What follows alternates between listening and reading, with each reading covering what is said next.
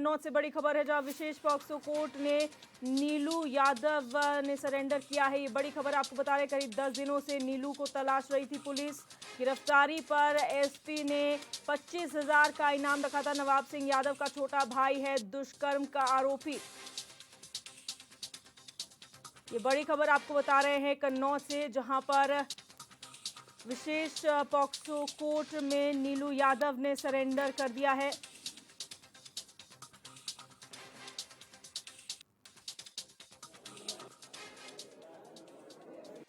इस प्रकरण में 12 तारीख को एक नाबालिग लड़की ने तहरीर दिया था, जिसके आधार पे इसमें जो अभियुक्त है नवाब सिंह यादव को 12 तारीख को गिरफ्तार करके जेल भेजा गया था, जिसमें लड़की ने न्यायालय में दुष्कर्म करने की बात बताई थी। विवेचना के क्रम में ये भी प्रकाश में आया कि जो पीड़िता की बुआ थी वो भी इसमें सम्मिलित थी। उसे भी 21 अगस्त को गिरफ्तार करके जेल भेजा गया। उसकी पूछताछ के क्रम में ये प्रकाश में आया था कि जो पीड़िता है उसके बयान न हो पलट जाने के लिए और उसका मेडिकल ना हो, इसके लिए जो अभियुक्त नवाब सिंह यादव का जो भाई है नीलू, इसने बुआ को पैसे देने का आश्वासन दिया था, जिसमें हमने विवेचना की तो इसमें प्रकाश में आया कि कुछ पैसे इसके बैंक अकाउंट में ट्रांसफ़र भी किए गए हैं, जिसके आधार पे नीलू यादव को भी अभियुक्त बनाया गया। इसकी तलाश के लिए हमारी टीम लगी हुई थी। इसके ऊपर 25,000 रुपये का इनाम भी मेरे द्वारा घोषित किया गया था। हमने सरेंडर किया उनको। क्या है मामला? नीलू यादव ने आज पुलिस को नीलू को दरअसल पुलिस ने गलत फंसाया है और पुलिस तलाश कर रही थी। उसमें 25,000 का इनाम घोषित किया गया था, इसलिए हमने सोचा वो पुलिस को इनाम ना मिले और हम मीडिया के जरिए से मांग करेंगे कि वो इनाम अगर दिया जाता है, अगर घोषित किया है तो हवाई नहीं कि उन्होंने कह दिया मीडिया से 25,000 रुपये इनाम घोषित कर दिया। अगर घोषित किया है, मैं नीलू को लाया हूं, मैंने हाजिर किया, मुझे दिया जाए या हमारी जज साहिबा को दिया जाए। नीलू पे किन धाराओं मुकदमा दर्ज है? कोई धारा नहीं, केवल परेशान कर रहे हैं। नहीं, क्या गुंजाइश है? नीलू को बेल की क्या सब मामला क्या किया? बिल्कुल हो जाएगी, कुछ है ही नहीं, कोई साक्ष्य नहीं। जो उन्होंने धाराएं लगाए उस पर कोई साक्ष्य नहीं। इनाम घोषित करने का जो ग्राउंड है वो क्या है? कोई ग्राउंड है ही नहीं। वो हवाई इनाम घोषित किया है और अगर उन्होंने वाकई में इनाम घोषित किया था तो वो इनाम हमें दें या हमारी जज साहिबा को दें। पुलिस का क्या रोल है? और रईस खान हमारे संवाददाता हमारे साथ फोन लाइन पर जुड़ चुके हैं। रईस, जानकारी चाहेंगे, नीलू यादव ने कोर्ट में सरेंडर किया है, क्या कुछ पूरा मामला है? जी आपको बता दें, कन्नौज के बहुचर्चित और हाई प्रोफाइल नवाब सिंह यादव के प्रकरण में आज उनके भाई नीलू ने कोर्ट में समर्पण कर दिया है। पुलिस की 12 टीमों को चकमा देकर नीलू यादव ने विशेष पॉक्सो एक्ट में समर्पण किया है। उनके वकील का आरोप है कि हमारे उसको झूठा फंसाया जा रहा है। वहीं एसपी का कहना है कि मामले में चार्जशीट दाखिल कर फास्ट ट्रैक कोर्ट के जरिए जल्द से जल्द सजा दिलाने का भी कार्य किया जाएगा। जी मैम। रईस, यहाँ पर जिस तरीके से नवाब सिंह के बाद अब उनके छोटे भाई का नाम इसमें सामने आ रहा है, क्या अब उसका रोल था इस पूरे प्रकरण में जिसके बाद तलाश कर रही थी पुलिस उसकी? पुलिस का ये कहना था कि नवाब सिंह जहाँ जेल की सलाखों में कैद है, वहीं उनके भाई नीलू यादव द्वारा जी रईस से संपर्क यहाँ पर टूट गया, एक बार फिर जुड़ने का प्रयास करेंगे। आपको बता दें कि कन्नौज से बड़ी खबर है जहां विशेष पॉक्सो कोर्ट में नीलू यादव ने सरेंडर किया है। आपको बता दें कि नवाब यादव के छोटे भाई हैं नीलू यादव, जिन्होंने सरेंडर किया है। और रईस खान हमारे संवाददाता एक बार फिर जुड़ चुके। रईस, अपनी बात पूरी करें। जी आपको बता दें कि नाबालिग से दुष्कर्म मामले में सबूतों में नीलू यादव पर छेड़छाड़ करने का आरोप लगाया था। पुलिस का कहना ये भी था कि नीलू यादव ने जो उसकी बुआ थी उसके खाते में 4 लाख रुपया ट्रांसफर भी किया था। उसी में पुलिस ने इन्हें आरोपी बनाया था और पुलिस द्वारा 25,000 का इनाम भी घोषित किया गया, जिनके पकड़ने के लिए लगातार पुलिस छापेमारी कर रही थी। आज टीमों का गठन पुलिस ने किया था। वहीं आज पुलिस के डर के चलते नीलू ने कोर्ट में आज समर्पण किया है।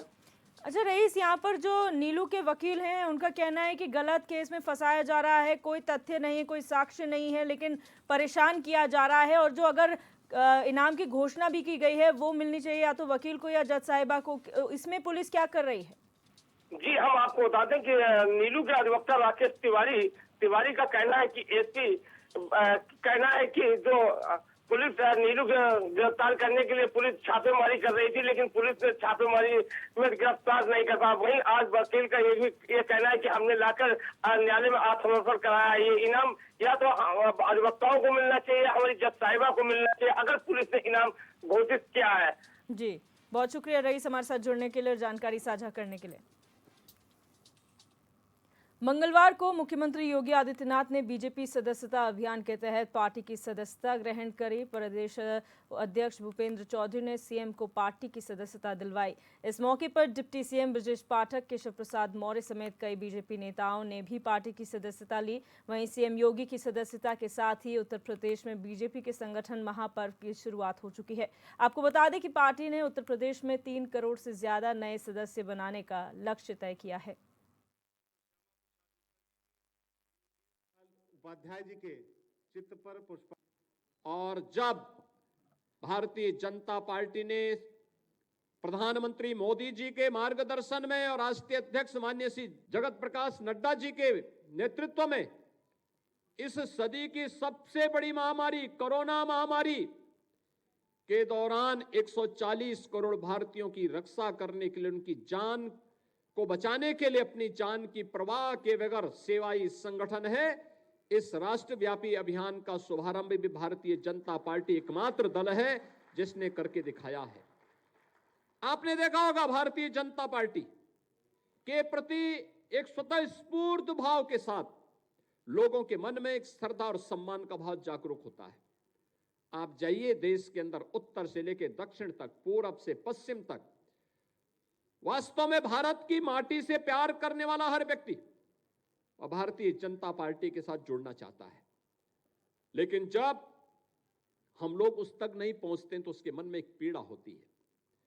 तब वह उन संकीर्णताओं के दायरे में आता है जो जाति के नाम पर, क्षेत्र के नाम पर, भाषा के नाम पर, तमाम उन संकीर्णताओं के आधार पर भारत के सामाजिक ताने बाने को छिन्न भिन्न करके भारत की एकता और अखंडता को ही चुनौती देने की मुद्रा में खड़े होते हैं।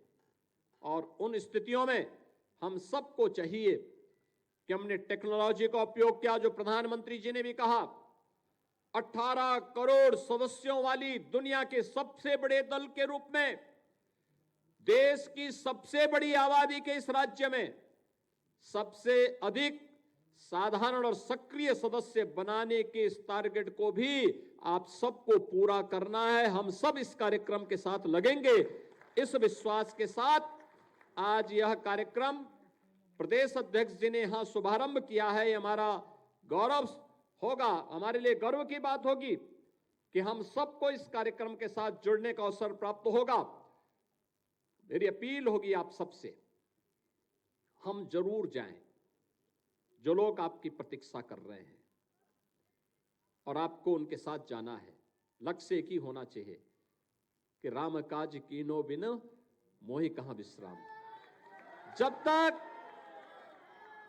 झोपड़ी में बैठा हुआ इंसान जिसको प्रधानमंत्री आवास योजना का लाभ मिला है, अगर हम उसके घर में जाएंगे, उसके साथ सेल्फी लेंगे और उसी मोबाइल फोन से उसको फिर से सदस्य बना करके उस सेल्फी को उसको वापस भेजेंगे, तो उसके मन में कितनी उसको अच्छा लगेगा। आपको इस अभियान के साथ जुड़ना चाहिए। एक बड़ा कार्यक्रम होगा जिसको आयुष्मान भारत का कार्ड मिला है।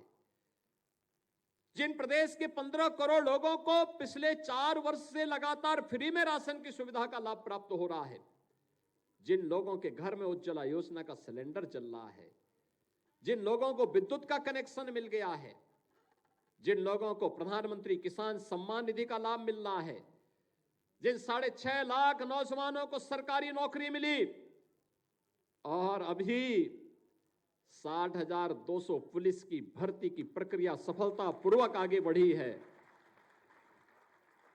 अभी हम 40,000 नई भर्ती इस प्रक्रिया के तत्काल बाद फिर लेके आने वाले हैं और नौजवानों को तैयार करिए। अगले 2 वर्ष में 2 लाख सरकारी नौकरी लेके आने जा रहे हैं, 1 करोड़ निजी क्षेत्र में नौकरी लेके आने वाले हैं, लगभग 60 लाख नौजवानों को और उद्यमियों को नए स्टार्टअप स्थापित करने, उन्हें एंटरप्रेन्योर बनाने और उन्हें नए उद्यमी बनाने की दिशा में सरकार कार्य करने जा रही है। स्वाभाविक रूप से हम सब अगर उन तक पहुंचेंगे, लोक कल्याणकारी कार्यक्रम हो, सरकारी या निजी क्षेत्र में नौकरी की संभावना हो, या फिर सुरक्षा से जुड़े हुए मुद्दे हो, या इंफ्रास्ट्रक्चर और विकास के कार्यक्रमों को घर घर तक पहुंचाने का, अगर आप भी उस कार्यक्रम के साथ जुड़ करके उन लोगों तक भारतीय जनता पार्टी की पहुंच को आसान कर लेंगे, तो उसको मन में उसके सम्मान का भाव है, लेकिन संकोच भी है। क्योंकि जो विरोधी ताकतें हैं वे जिस प्रकार का दुष्प्रचार करती हैं, अफवाह फैलाती हैं, उसके कारण उसके मन में एक संकोच पैदा हो। जालौन के कालपी कोतवाली क्षेत्र के ग्राम उसर गांव में अज्ञात महिला का शव खेत में मिलने से हड़कंप मच गया। महिला का शव नग्न अवस्था में पाया गया। महिला की हत्या कर शव खेत में फेंके जाने की आशंका जताई जा रही है। सूचना पर पहुंची पुलिस ने शव को पोस्टमार्टम के लिए भेजकर मामले की जांच शुरू कर दी है।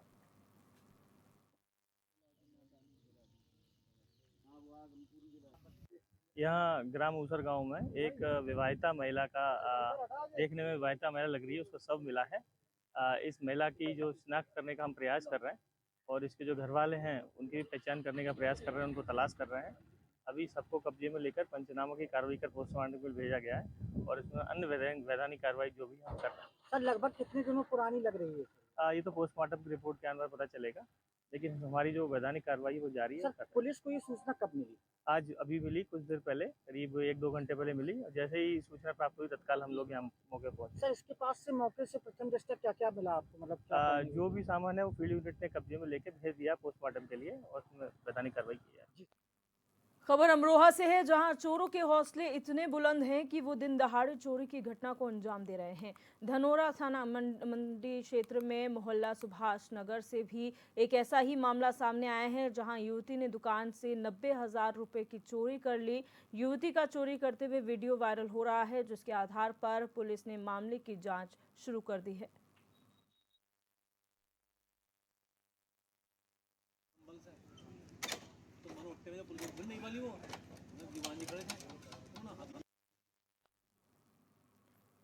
सिद्धार्थनगर के DM doctor Raja Ganapathy R ने बांसी नगर पालिका कार्यालय की व्यवस्था और अभिलेखों का निरीक्षण किया। वहीं मीडिया से बात करते हुए उन्होंने कहा कि निरीक्षण के दौरान अभिलेखों में बहुत सी कमियां पाई गई, जिन्हें 4 दिन में ठीक करने के आदेश दिए गए हैं। उन्होंने कहा कि अगर अभिलेखों को पूरा नहीं किया गया तो सख्त कार्रवाई की जाएगी।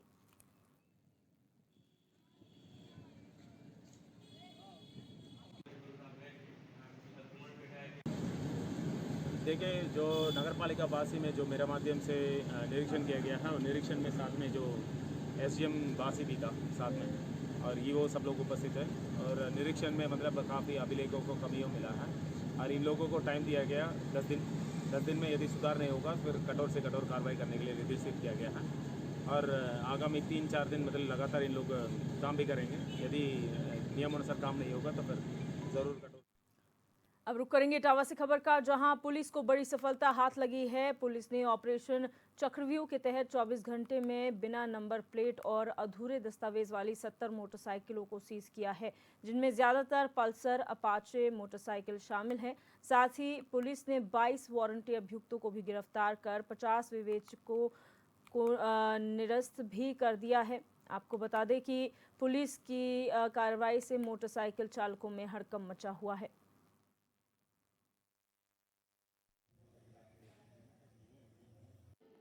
आज जनपद इटावा में ऑपरेशन चक्रव्यूह के तहत जो कार्रवाई की गई है उसमें 50 तफ्तीशों का निस्तारण कराया गया है, 22 वारंट पकड़े गए हैं, 8 वांछित पकड़े गए हैं तथा 69 वेलेबल वारंट का निस्तारण किया गया है। साथ ही साथ शासन के निर्देशों में अपराध और अपराधियों पर नियंत्रण रखने के लिए जो चेकिंग चल रही थी उसके क्रम में अपाचे गाड़ी जिससे अक्सर लूट होती है या पैशन प्रो, पल्सर, इस तरह गाड़ियों पर अभियान चलाया गया था, जिसमें बिना नंबर की 70 गाड़ियों पर कार्रवाई की गई है आज 24 घंटे के अंदर, जिनमें नंबर नहीं था और 3 सवारी चल रहे थे। बढ़ते हैं आगे। अयोध्या में रामपथ के किनारे अतिक्रमण करने वालों के खिलाफ प्रशासन की ओर से कार्रवाई की गई। सोमवार को नगर निगम ने फुटपाथ पर हुए अतिक्रमण पर बुलडोजर चलवाया।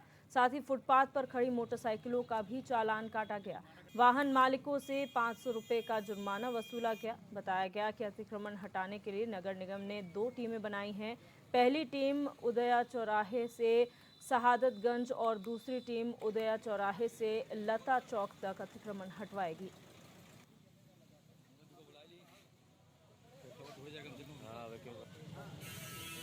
जो धर्मपथ रामपथ जो बने हैं, इसमें आप देखें ये सड़क पर फुटपाथ बनाया गया है। फुटपाथ जो हमारे पैदल यात्री हैं उनको चलने के लिए सुलभ रहें, इसके दिशा में ये प्रयास किया जा रहा है और निरंतर हम लोग प्रयास करते हैं कि फुटपाथ जिस उद्देश्य के साथ बनाया गया है वो उद्देश्य पूर्ण हो। तो फुटपाथ पर जो भी अवैध कब्जे या जो भी अवैध तरीके से जो भी वेंडिंग के व्यवसाय जो फुटपाथ जो निर्मित है उस पर हो रहे हैं, तो उसको हम लोग ये प्रयास कर रहे हैं कि फुटपाथ को हम लोग इस तरह के जो अतिक्रमण हैं उससे मुक्त रखें और जिससे कि जो आम पैदल यात्री है, जो श्रद्धालु है, तीर्थयात्री है, पर्यटक है या जो आम शहरी है जो पैदल चल रहा है वो फुटपाथ पर चले और अपने आप को सुरक्षित महसूस करे। तो क्या कार्रवाई भी हुई आज?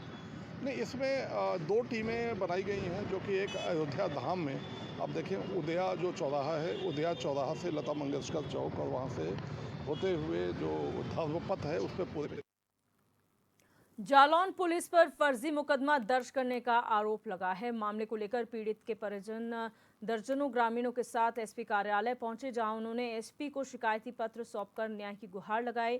ग्रामीणों ने एसपी डॉक्टर दुर्गेश कुमार को बताया कि गांव के दबंगों ने थाना पुलिस से मिलीभगत कर फर्जी मुकदमा दर्ज करवाया। जिन लोगों को फर्जी मुकदमे में फंसाया गया है वो घटना वाले दिन गांव में मौजूद भी नहीं थे। घटना से संबंधित सीसीटीवी कैमरे की रिकॉर्डिंग भी उनके पास है। मामले में कैलिया थाना पुलिस की भूमिका संदिग्ध है।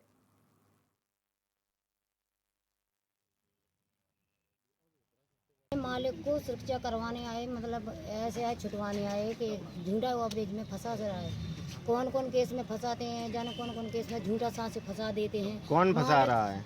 ये है मतलब वो वरुण जी झूठा केस फंसाते। हम लोग लकड़ी को जाते तो हमको भी गालियाँ देते हैं गंदी गंदी बहुत। तो हम लोग तो गरीब आदमी नहीं रिपोर्ट कर पाते हैं, तो हम तो सुन लेते हैं। फिर हम तो नहीं मालिक के भरोसे हैं, नान पानी नहीं रहते, बच्चे भूखन मरते हैं, तो हमें तो यही मालिक सहारा देते हैं।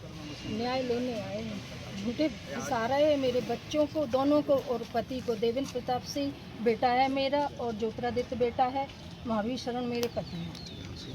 इन्हें 307 में झूठा फंसाया जा रहा है, जबकि बच्चे घर पे भी नहीं थे, बाहर थे और सीसी फुटेज में भी हैं। वो चीज़ें सारी दे दी गई हैं साहब को। वो कह रहे आश्वासन दिया है कि न्याय करेंगे। रायबरेली के बछरावा थाना क्षेत्र के टोल के पास एआरटीओ प्रवर्तन मनोज सिंह ने चेकिंग अभियान चलाया, जिससे वाहन चालकों में हड़कंप मच गया। वहीं चेकिंग के दौरान ओवरलोड ट्रक और स्कूली वाहनों समेत पिकअप और ई रिक्शा को सीज कर उन पर कार्रवाई की गई।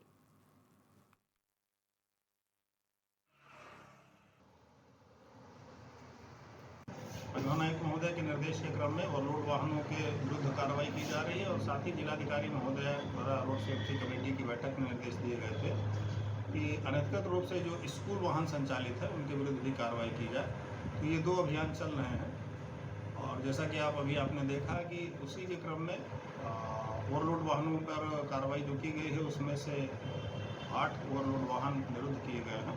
तो उसमें से 5 हैवी ओवरलोड हैं जो जिनमें 40 से 42 टन ओवरलोड माल लदा हुआ है और कुछ स्कूल वाहन 3 स्कूल वाहन निरुद्ध किए गए हैं जो प्राइवेट वाहन हैं और स्कूल के वाहन।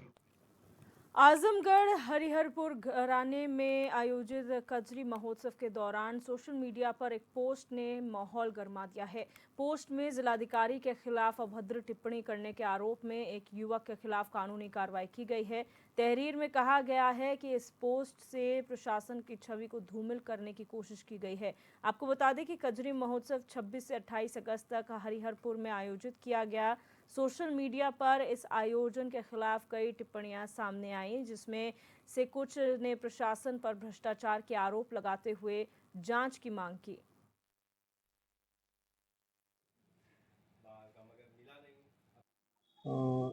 इसके आयोजन के संबंध में रविशंकर पांडे नाम के शख्स ने सोशल मीडिया के माध्यम से फेसबुक पर डीएम आजमगढ़ के ऊपर अभद्र टिप्पणी की गई। चूँकि जिलाधिकारी महोदय का सोशल मीडिया जिला सूचना कार्यालय के माध्यम से ही संचालित होता है। फेसबुक, ट्विटर और जो भी हैं सोशल मीडिया के प्लेटफॉर्म, उसकी मॉनिटरिंग होती है। तो इसको जिला सूचना कार्यालय ने संज्ञान में लिया और थाना कोतवाली में आईटी एक्ट के तहत एफआईआर दर्ज कर कार्रवाई करने की मांग की गई। सूचना अधिकारी के द्वारा एक प्रार्थना पत्र थाने पे दिया गया था, जिसमें अभद्र टिप्पणी करने के विषय में था। इस सूचना पर पुलिस के द्वारा मुकदमा अपराध संख्या 485/24 धारा अंतर्गत 67 IT एक्ट कायम किया गया है। शीघ्र ही साक्ष्यों के आधार पर इस पर वैधानिक। अब रुक करेंगे नोएडा से खबर का, जहां एक नामी बिल्डर के दफ्तर और आवास पर एक साथ रेड डाली गई। सनशाइन बिल्डर के मालिक हरेंद्र यादव के दफ्तर और घर पर छापा मारा गया। इस बिल्डर पर करोड़ों की बिजली के फ्रॉड और गबन का आरोप है, जिसके चलते पिछले दिनों हरेंद्र यादव के खिलाफ सेक्टर 113 समेत 2 अन्य थानों में मुकदमा दर्ज करवाया गया था। सनशाइन बिल्डर हरेंद्र यादव समेत 4 आरोपियों के खिलाफ मुकदमा दर्ज करवाया गया है। पुलिस ने बिल्डर के सेक्टर 78 से दफ्तर के अलावा सेक्टर 94 और सेक्टर 44 में कार्रवाई की है।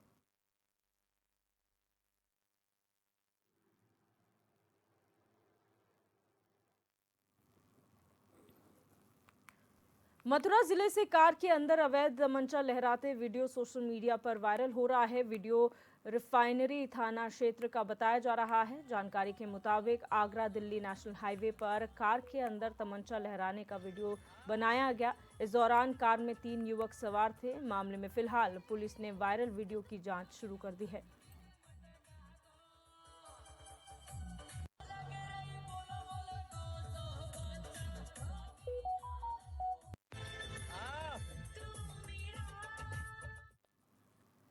बहराइच में नरभक्षी भेड़िए का आतंक इस कदर है कि लोग पूरी रात जागते हैं और भेड़िए की आहट सुनते ही थाली ताली और शोरगुल मचाते हैं।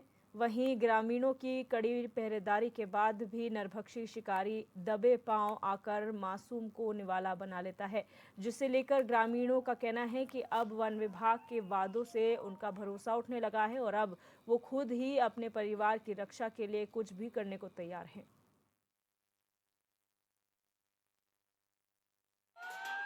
भेड़िया की वजह से। तो रात भर कैसे पहरा देते हो, किस तरीके से? लाठी डंडा लेके हल्ला करते हैं, जागते हैं रात भर, थाली बजाते हैं, अपने बाल बच्चन का बचाते हैं। वन विभाग आपकी कोई मदद नहीं कर रहा है? मदद तो कर रहे हैं, लेकिन कितना करें, पूरे क्षेत्र में आते जाते हैं, आते जाते रहते हैं भेड़िया की वजह से। तो क्या डर लग रहा है? तो लगता है। क्यों? अपने अपने बच्चन का बचाना, तो हर घर है तो रात भर जागित है, फिर बच्चन का अपने बचावा जाता है। और वन विभाग की भी तो टीम लगी हुई है। हाँ, टीम लगी है, उन्हों दौड़त है, हमहू सब अपन जागित हैं, अपन अपन बच्चे देखे थे और जागित हैं। गांव में कितने लोग पहरा दे रहे हैं? गांव में कम से कम 30-35 आदमी तो हैं ना गांव के। किस वजह से? डर लागत है भेड़िए की वजह से। तो पूरा गांव पहरा देता है? पूरा गांव पहरा दी था, अपन बाल बच्चा बचाई थे, अपन देखभाल करते थे, लड़कन का सुरक्षित रखी थे। अब भेड़िया उठाए ले जाए तो क्या करवे हम, उससे अपन गांव भर पहरा दी थे। वन विभाग वाले आवत है तो उनका दौड़क है तो सब कहूँ दौड़े हैं, ये तो एक घर पकड़े बैठ तो रही है ना, उनका दौड़क है तो हर जगह लगे दौड़त हैं, दौड़त धोपत है, अपन नहू दौड़त है, वाला तमाशा लगे दौड़त धोपत है, नहू सब हमहू सब अपन मेहनत मदद करी थी। बाल बच्चा हमारे यहाँ तो अपन बाल बच्चा हम अपना देखे के यहाँ उसे जागी थे, पहरा लगाई थी, अपने बच्चन के यहाँ संगमा रखी थी, उनका ना छोड़ी थी।